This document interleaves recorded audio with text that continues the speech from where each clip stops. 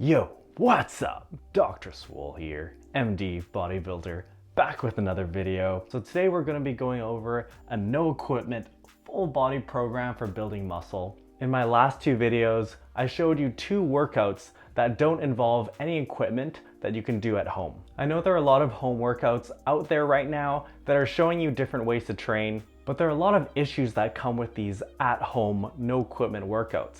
Namely, it's difficult to make the exercises hard enough. So in those other two videos, I showed you a couple of workouts involving exercises that are really well suited for progressive overload.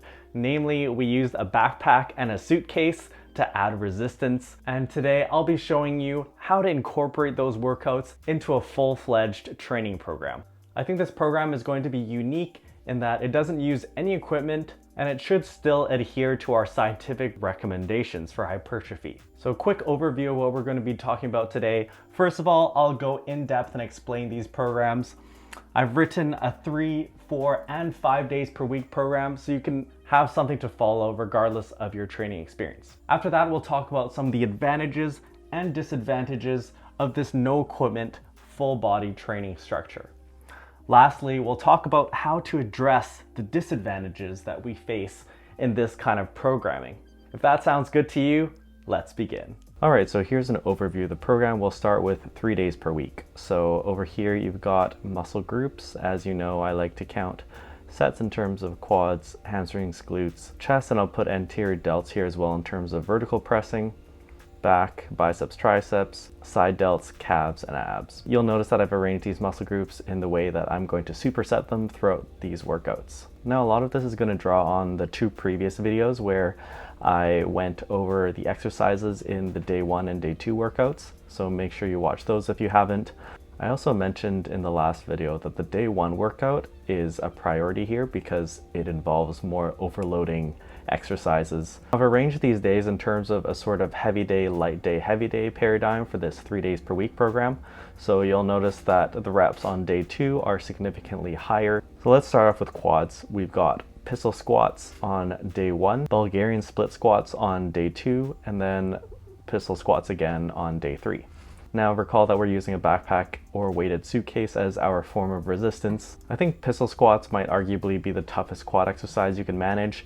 I do really like the Bulgarian split squat though, and I think if you have access to heavy enough weights or dumbbells or resistance bands, say, this would probably be your top pick. You might end up switching Bulgarian split squats and pistol squats depending on what equipment you have access to at home. Now moving on to hamstrings and glutes, we've got single leg RDLs, which I think are a fantastic hip hinge exercise. So we'll shoot for the 6 to 15 rep range wherever possible on Monday and Friday. And then we've got single leg hip thrusts. Again, these are not so easy to load heavily, so we'll shoot for a high rep range like 20 to 30. Moving on to chest and anterior delts, I've got you alternating between push-ups, single arm overhead presses, and push-ups again. Now, I think chest should not be a problem at all to be challenging at home because you can make things harder simply by adding weight with the backpack. Moving on to clapping push-ups, or of course one-arm push-ups. So I think you should have no problem hitting a 6 to 12 rep range. The single arm overhead presses will give you a nice little break from slamming your pecs. Moving on to back, on day 1 and day 3, you've got single arm rows with the suitcase. And if you have a chin-up bar or something sturdy you can hang off of, I would actually put chin-ups on these days, Monday and Friday, since the chin-up is going to be an excellent way to overload your lats if you have access to such equipment. Now on Wednesday, I've got you doing a light day of rows again, 12 to 20 reps. If you don't have access to a chin-up bar, you could always just do another single arm row with a different grip, or you can do a bilateral row with a suitcase. Moving on to arms, we've got our biceps and triceps supersetted together. For biceps, it's pretty simple, just curls, lighter curls. We'll put that on Wednesday for a higher rep range, 12 to 20. For triceps, diamond push-ups are my priority exercise since they're a great compound movement and will hit your chest as well. You should be able to hit the 6 to 10 rep range on these by adding weight and or clapping in between, getting some air time. And then we've got standing triceps extensions on Wednesday for a slightly higher rep range, 10 to 15. We'll move on to side delts, so upright rows which are going to hit your delts and your traps. We should be able to load these fairly well, so I'll aim for an 8 to 12 rep range if you use a suitcase. And then lateral raises. For calf raises, it's pretty simple. You're just doing single leg calf raises all 3 days. Just switch up the rep range. Lastly, we've got abs. So we've got supersets, as I've shown you. You start off with a weighted movement, so weighted crunches or weighted V-ups, followed by some easier, more of a burnout type movement to get that metabolic effect. We've got leg raises or bicycle crunches. Just shoot for something like 6 to 30 reps. For bicycle crunches, you should be able to do a ton. All right, so now let's move on to the 4 days per week program. This is going to be suited for a late beginner or an intermediate athlete who requires more volume to progress. Note that with this full body setup, it's pretty simple in terms of scaling up volume. You just add in an extra day. However, you'll see that some things change in terms of rep ranges and intensity, as we'll talk about in a bit. So again, we're following this day 1, day 2 heavy light day setup. So Monday, Wednesday, Friday, Saturday are going to be your training days. When you have a 4 days per week program, you're always going to have 2 days that are back to back. So there are some considerations that you should be thinking about when you're programming those 2 days, as we'll see here. So there are a lot of similarities with the 3 days per week program. The day 1 workouts are basically the same on Monday and Friday. So the main pattern with the rep ranges you'll see here is that Monday and Friday are our heavy days with the lower rep range, like 6 to 15. And Wednesday, we're going to move up to a slightly higher rep range, and Saturday being the highest rep range day. So just to highlight a few of the changes here, we'll look at the Wednesday and Saturday day 2 workouts in particular.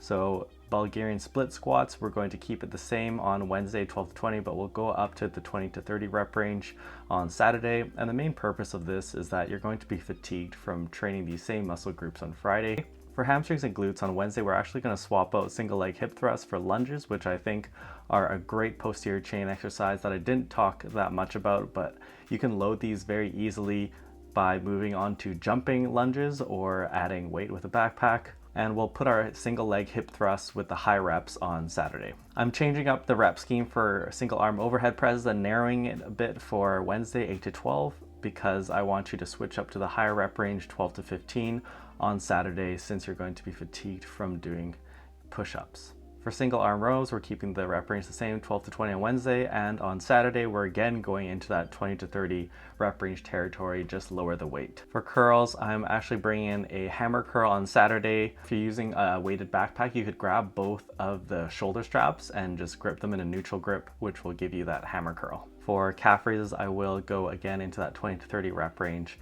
on Saturday. I've taken out direct ab training in this 4 days per week program. As you know, I don't necessarily feel that direct ab training is necessary if you have a balanced training program involving compound movements, but you can add that in if you wish. All right, so now let's move on to our 5 days per week program. This is going to be suited for the advanced athlete. Now, basically what I've done is I've just added on another day 1 workout and then shuffled around where the workouts actually lie during the week. Notice that I'll always lead with day 1 and have the day 2 workout afterwards in order to manage connective tissue stress. The basic pattern that we have here is that we do a heavy day Monday, lighter day on Tuesday, and then heavier days on Thursday and Saturday with a lighter day on Friday. Out of the 2 lighter days on Tuesday and Friday, Friday is in the highest rep range because we really want to make sure we're managing fatigue. All right, so now that we've gone over those 3 programs, let's talk a little bit about the advantages and disadvantages of this at-home, no equipment, full body training program. Starting off with some of the advantages. First off is that this is a very flexible way to train. Obviously, you're not using any equipment,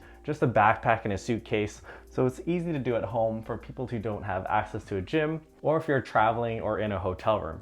Next, since we don't have access to heavy weights anyways, this program has a very low injury risk since we're using low resistances. Furthermore, with the low resistances, we have minimal time wasted on warm-up sets, since we won't be taking a lot of sets to work up to heavy target weights that we might otherwise be using for, say, heavy barbell compounds. All right, so now let's talk about the disadvantages. First off, it's difficult to make exercises tough enough. As we said in my rep ranges video, you generally want to shoot for about 2/3 of your volume in the 6 to 12 rep range, with about 1/3 of your volume lying outside of that rep range. When you don't have access to heavy weights, you'll often be driven to very high rep sets, which can be very painful from that metabolic burn. On that note, if you're not able to access heavy weights, this program will be suboptimal for strength training. But since our main goal here is hypertrophy, I actually expect that you should be able to build muscle using the program if you use it the way I've outlined. Since we're still able to hit our science-based recommendations that we talked about in my Basics of Training series. Lastly, since we don't have access to much gym equipment, we have very limited exercise selection in terms of what we're able to actually do, in terms of finding exercises that are actually difficult enough for us to push close to failure in the right rep ranges. So now let's talk about how we address some of the disadvantages. We'll use a structured approach and go through my staircase of training priorities, which I outlined in my Basics of Training series. If you haven't watched those videos, check out that playlist. All right, the first training priority we're gonna talk about is progressive overload. These at-home workouts are difficult to overload in a precise way. I've been very careful to choose exercises where you can overload using a backpack or a suitcase. The reason I chose this is because you can add small, measurable increments in weight over time. For example, adding an extra book to your suitcase every workout or every week as you get stronger. Okay, so I didn't talk so much about this earlier, but if you look at volume in terms of sets times reps times weight lifted, you do lose some volume when you switch to a no equipment workout plan where you don't have access to heavy weights. The solution to this is that you can just add in more sets to make sure that you're sore the next day. Another way to increase your volume is to add in extra days, which I showed you in my programs that went from 3 to 4 to 5 days per week. Now in terms of frequency, the full body split does a good job of hitting frequency, no problem, but the issue is more from the other extreme, where if you're training with very high frequencies, like 5 or 6 times per week, your connective tissues might not have time to heal in between workouts. Now, if you're finding that certain muscle groups don't need so much volume, or if you run into things like aches and pains with the high frequency, you can simply remove that muscle group from a certain day of the week. So say if you start getting aches and pains in your triceps in say the 4 days per week program, you could just take out the triceps training from this day 2 on Saturday. Or if you're training 5 days per week, you could take out the triceps from the day 2 on Friday and possibly even on the day 2 on the Tuesday, just to make sure that you're getting enough rest in between triceps training sessions. Okay, so now let's touch on intensity and rep ranges. Now intensity is a challenge with the no equipment style training because you don't have access to heavy weights, so you're probably going to get pushed into the higher rep ranges. But I would still get you to focus on the 6 to 15 rep range in these programs if possible. You'll notice that I also use the 12 to 20 rep range quite a bit, especially on the lighter days, and even up to 20 to 30 reps, mainly for the exercises that are difficult to load heavily. Note that these rep ranges are all still very amenable to building muscle. As long as you're above 30% of your 1 rep max, you're probably going to be building muscle as long as you push close enough to failure. Now, for the relative intensity, for the 3 days per week program, I would actually recommend going very close to failure, 0 to 1 reps in reserve, since you should have plenty of time to recover and you're working with relatively lower weights, so there's a low injury risk. So I would say aim for 1 rep in reserve, and on the last set of each muscle group, you should go to failure. For the 4 days per week program, you should be shooting for 1 to 2 reps, which is in line with my general recommendations.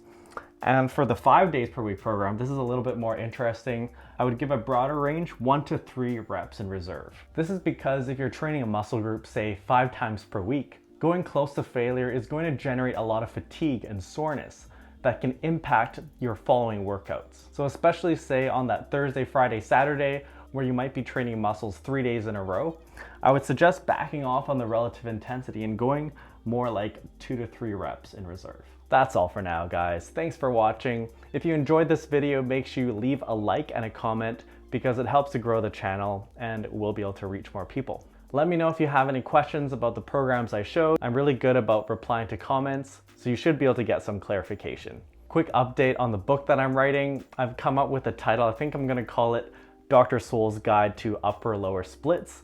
And this first book is going to outline some upper lower programs for 4 days per week. I'm pretty excited about how it's going. We're at 88 pages the last time I checked, and we're getting close to the editing stage. I have most of the content together.